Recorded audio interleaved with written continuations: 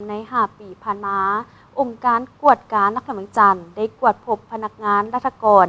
สอราชบังหลวง67เป้าหมายเก็บกู้ทรัพย์สินคืนได้หลายกว่า1ตื้อกีบกวดเห็นโครงการที่บรรจุเข้าแผนแต่บ่ปฏิบัติ436ตื้อกว่ากีบท่านบุญศรีกองบุตรรองประธานกวดการนครหลวงจันทร์ได้รายงานสรุปตีราคาการเคลื่อนไหวเวียกงานกวดการในระยะ5 ปี 2021-2025 และทิศทางแผนการเคลื่อนไหวเวียกงานประจำปี 2026 ขององค์การกวดการนครหลวงจันทร์ต่อกองประชุมสมัยสามัญเทื่อที่10ของสภาประชาชนนครหลวงจันทร์ในวันที่ 17 ธันวาคม 2025 นี้ว่าองค์การกวดการนครหลวงจันทร์ได้ลงลึกในการปฏิบัติหน้าที่วิสาสะเพาะการติดตามกวดกาภาคติดตามกวดกาการบริหารรัฐการสกัดกั้นและต้านการส่อราชบังหลวงการขนคว้าแก้ไขคำห้องคำเสนอการปฏิบัติมาตรการแก้ไขต่อผู้ละเมิดกฎระเบียบของภาคกฎหมายของรัฐการละเลยต่อหน้าที่ความรับผิดชอบของคณะภาคสมาชิกภาคพนักงานราชการใน5 ปีผ่านมาสามารถดำเนินการกวดกาปฏิบัติวินัยสมาชิกภาคพนักงานราชการทั้งหมด217 คนในนี้ปลดตำแหน่งได้ยกย้าย16 คน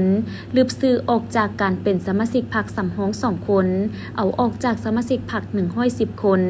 สำหรับการสกัดกั้นและต้านการส่อราชบังหลวงด้วยการแจ้งและคุ้มครองทรัพย์สินของพนักงานสมาชิกพรรคได้รับการแจ้งทรัพย์สิน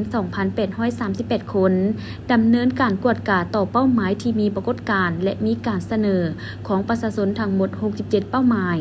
ดำเนินการแก้ไข37เป้าหมายเก็บกู้ทรัพย์สินคืนได้ทั้งหมด1.4 ตื้อกีบพร้อมนี้ยังได้หับและแก้ไขคำห้องคำเสนอจากประชาชนและภาคส่วนต่างๆ65ฉบับขนคว้าแก้ไขสำเร็จ48ฉบับเก็บเมียน9ฉบับยังสืบต่อขนคว้าเก็บกำข้อมูลแก้ไขจำนวน17ฉบับได้ติดตามกวดกาโครงการลงทุนของรัฐที่ถูกอนุมัติ 2,671 โครงการมูลค่า14ตื้อกว่ากีบโครงการสำระหนี้ 1,213 โครงการมูลค่า4ตื้อกว่ากีบได้ติดตามกวดกาโครงการลงทุนของรัฐมูลค่า10ตื้อกีบขึ้นไป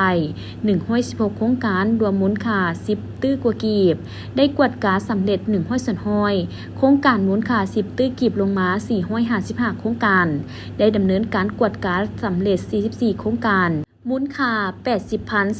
80,435 ตื้อกีบกวดกาตามผลการกวดกา65โครงการมูลค่า1ตื้อ500ล้านกว่ากีบพบเห็นมูลค่าลุสภาหับห้อง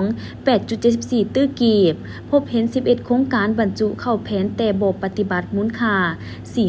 436.33 ตื้อกีบพบเห็น1โครงการคิดไหลเงินแห่บ่สอดคล้องตามระเบียบการมูลค่า9ตื้อกีบพบเห็นการปฏิบัติเวียกนอกสัญญามูลค่า2.3 ตื้อกีบและเห็นเงินพิษเดียงบริมาตรเวียกที่ต้องหักลบมูลค่า 3.3 ตื้อกีบ